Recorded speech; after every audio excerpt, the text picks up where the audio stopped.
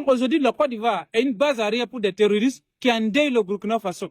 Je pense que la sortie de son Excellence capitaine Ibrahim Traoré est une très bonne sortie parce qu'on attendait cela depuis longtemps. Et il faut reconnaître que depuis qu'il est arrivé au pouvoir, c'est hier qu'il a vraiment échangé avec toutes les forces vives, toutes les composants réunis de ce pays.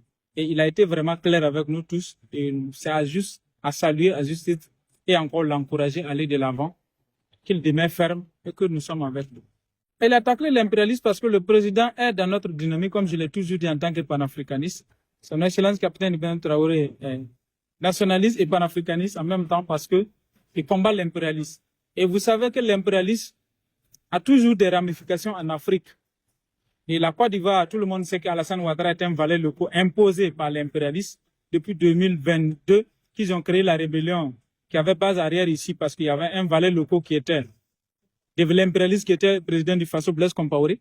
Donc cette rébellion est partie du Burkina pour imposer Alassane Ouattara en tuant des millions et des milliers d'Ivoiriens.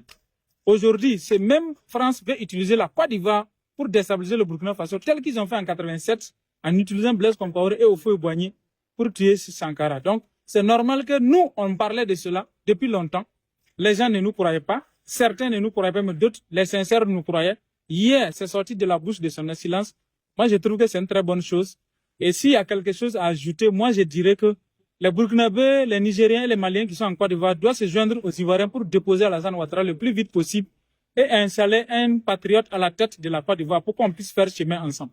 Très osé. Puisque Alassane Ouattara, depuis longtemps, il cherche à brûler le Burkina Faso. Nous-mêmes, je pense qu'on a été trop Jésus avec lui. Et il est temps qu'on arrête d'être Jésus et porter l'habit de Satan. Une journée seulement lui montrer la couleur et puis reprendre l'habit de Jésus. Parce que Alassane Ouattara en 2015 a aidé le général Félon Diengéré à faire un coup d'État en brûlant le Burkina. Dieu merci, ça a échoué.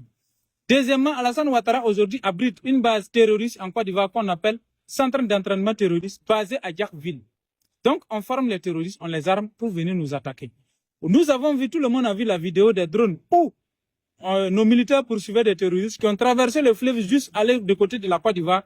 Et les gendarmes, ni les militaires, ni les policiers ivoiriens ne les interceptent. Donc aujourd'hui, la Côte d'Ivoire est une base arrière pour des terroristes qui endeuillent le Burkina Faso. Vous pensez que c'est normal qu'on laisse la Côte d'Ivoire continuer ces bêtises-là?